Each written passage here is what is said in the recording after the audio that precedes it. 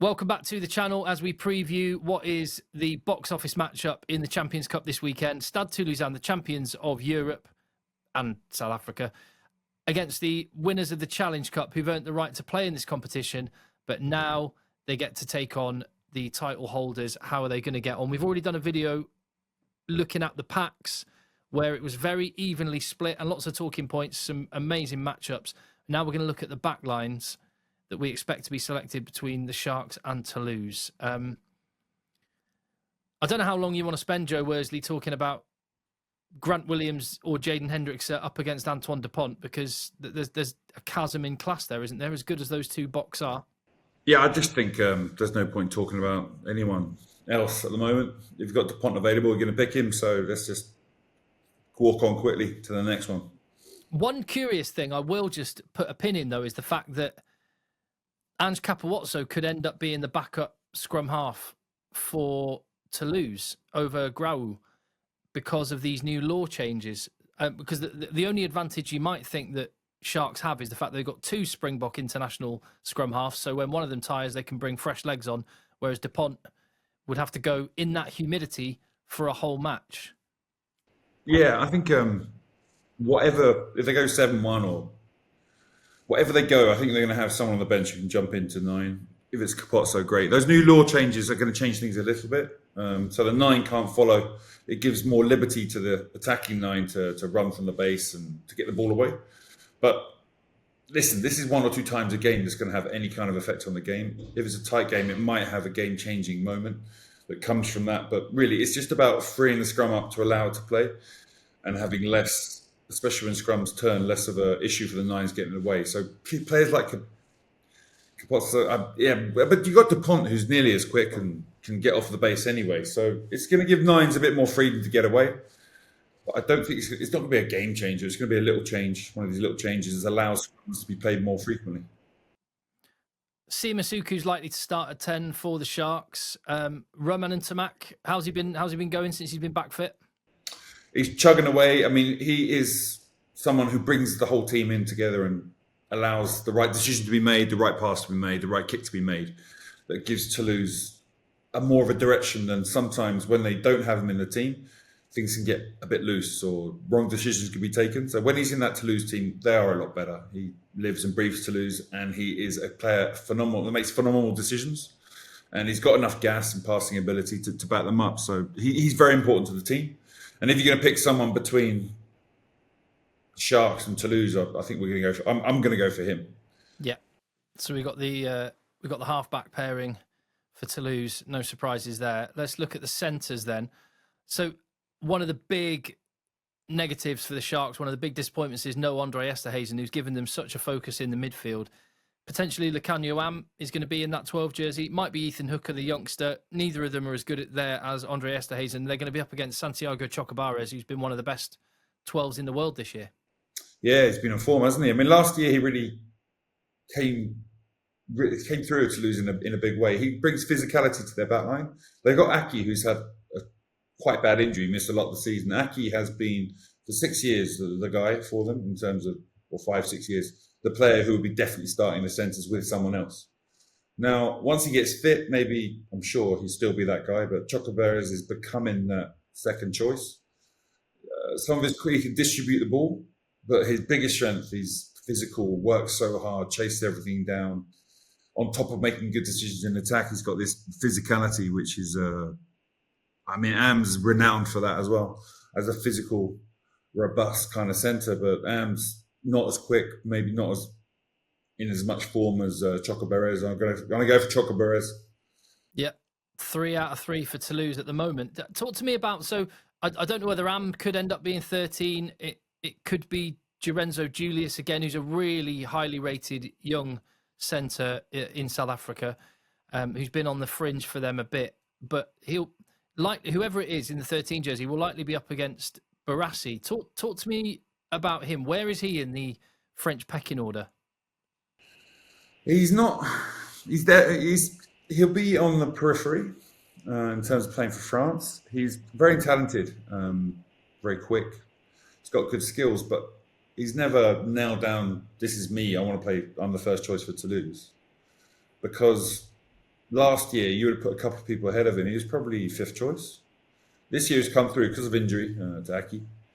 Probably a couple of injuries to their other centres meant he's got more game time this year than he had. He's played quite well, but he's still probably not going to be the standout guy you must pick. So this is where you wouldn't want to play Chocobarez and Am though, because neither of them. Well, Chocobarez is quite quick, but Am's not that quick.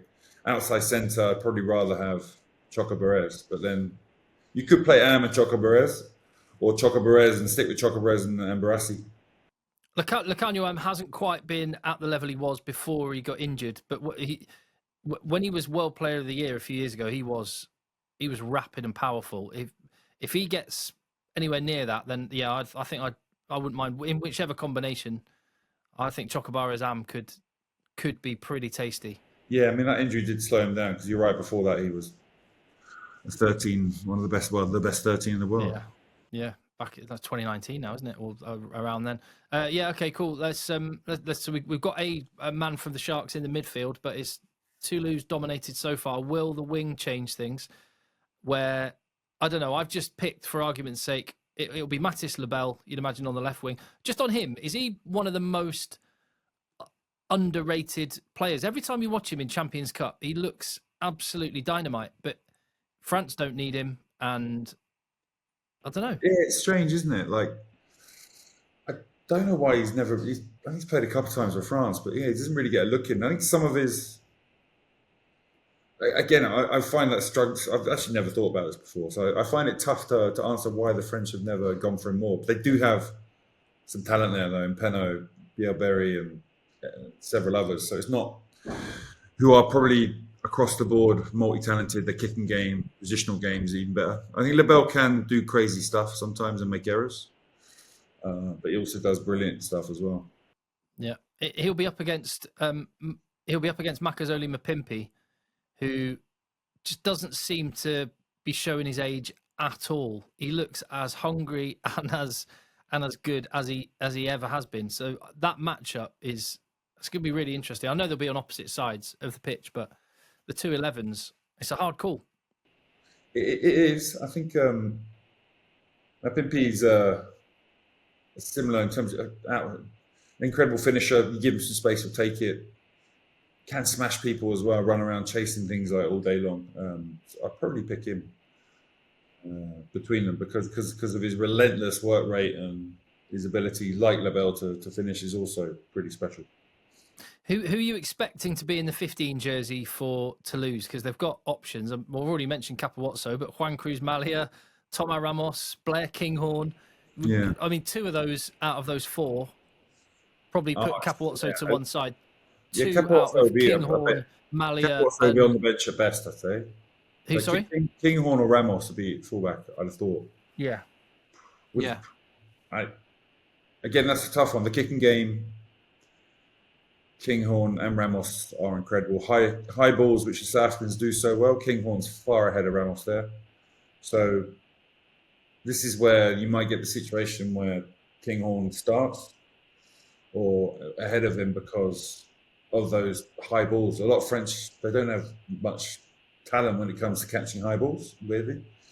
Whereas obviously Kinghorn is one of his major strengths, and the South Africans do it all day long. It's why they won that quarterfinal in the World Cup. It's an area the French have to improve. So I think Kinghorn would be a very good choice for a game against any South African team. Right, so he's going to get one of the back three positions, and I think the other one, Jordan Hendricks is likely to play there because of the injury to Apolele Fassi, who is brilliant. You talk about accomplished aerial threats. If they'd have had Apolele Fassi, I think they could have tried to recreate what the Box did in the Rugby World Cup quarter-final. I'm not sure who the winger will be. It might be Ethan Hooker, might be Penksy, but I think whatever the case, you're picking the two Toulouse players, aren't you? Whether it's Kinghorn and Ramos or Ramos and Malia, Kinghorn and Malia, you're picking those two, right? I think so, but Hendricks, he does some amazing things, doesn't he? His kicking game on his day is pretty special as well.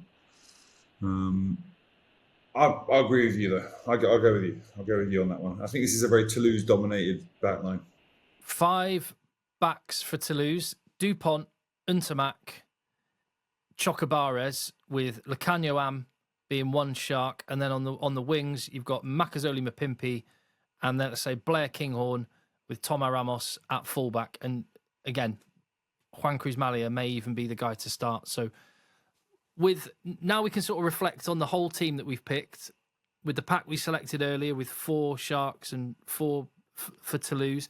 What's the route to victory if you are the Sharks? Yes, they've got home advantage. Yes, they're used to the conditions, but how do you take on Toulouse? The South African way. They won the quarterfinal. Relentless pressure with line speed and shutting down Toulouse's time on the ball. Physical collisions to give you time to do that again and again and again. On top of that, set piece has to be superior, and a kicking game which doesn't give Toulouse any opportunities for counter-attack and creates a lot of opportunities for aerial contests and turnovers for the Sharks. I think that's how they're going to win this game. And what's the threat from Toulouse's perspective? I'm thinking of the conditions straight away. If they find themselves behind and try and chase it, I don't know, the conditions might be unfavourable for offloads and the way that they naturally play. Do they have a plan B? Toulouse are a team who can chase it because they can just score 3-4 tries very quickly. So chasing it for them is not an issue because they're not an organised team who has to check away, get everything right and slowly build a score. They can just build a score very quickly. So for Toulouse, it's going to be about winning those attacking collisions. It's going to be about dealing with the kicking game the South Africans have, and of course getting parity at set piece at least. If they do those things, they should win this game. Yeah, I don't think it will be a blowout like it has been. I think Toulouse have scored 19 tries in the first 2 rounds is just crazy. I don't think it will be like that, but I'm expecting fireworks in Durban. Should be awesome, and then they can go out and get a good curry in Durban. Joe, you do get good curry. You go and look at. Did you have a bunny chow when you were there? A bunny chow. It's like the South African version of that thing you have in San Francisco with the chowder in the bun. I didn't know that. It sounds good. I'm actually food-wise. I know most foods globally, but I haven't done that one. So bunny chow's gonna be on my list, mate. Yeah, get it on the list. Yeah, put a little call into put a call into the boys at Toulouse. Make sure they get one before they come home. Joe, top man, appreciate it. No worries. Look forward to make sure you hit subscribe on the channel, give the video a thumbs up, leave your comment down below, and check back in soon for more French rugby.